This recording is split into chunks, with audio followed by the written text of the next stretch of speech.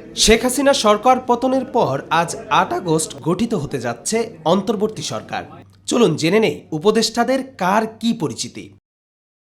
বাংলাদেশ ব্যাংকের সাবেক গভর্নর সালেউদ্দিন আহমেদ, ঢাকা বিশ্ববিদ্যালয়ের শিক্ষক ডক্টর আসিফ নজরুল, মানবাধিকার সংগঠন অধিকারের সম্পাদক আদিলুর রহমান খান, তত্ত্বাবধায়ক সরকারের সাবেক উপদেষ্টা ও সাবেক attorney general AF Hasan Arif, সাবেক পররাষ্ট্র সচিব তৌহিদ হোসেন, বাংলাদেশ পরিবেশ আইনবিদ সমিতির প্রধান নির্বাহী ও সুপ্রিম কোর্টের আইনজীবী সৈয়দা রিজওয়ানা হাসান, নিরাপত্তা বিশ্লেষক brigadier general M Sakhawat Hossain, পররাষ্ট্র ক্যাডারের অবসরপ্রাপ্ত কর্মকর্তা সাবেক রাষ্ট্রদূত সুপ্রদীপ চাকমা, সরকারি সংস্থা উবিনিগের নির্বাহী পরিচালক ফরিদা আক্তার, জাতীয় মানসিক স্বাস্থ্য ইনস্টিটিউটের সাবেক পরিচালক অধ্যাপক ডাক্তার বিধান রঞ্জন রায়, হেফাজতে ইসলামের বাংলাদেশের সাবেক নায়েবে আমির আফম খালিদ হাসান, গ্রামীণ ব্যাংকের সাবেক ব্যবস্থাপনা পরিচালক নূরজাহান বেগম, ব্রতী প্রধান নির্বাহী কর্মকর্তা শারমিন মুর্শিদ ও আলেম সমাজের প্রতিনিধি ফারুকি আজিম।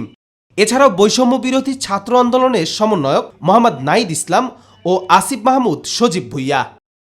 কবির চৌধুরী জয়, মাই টিভি, ঢাকা।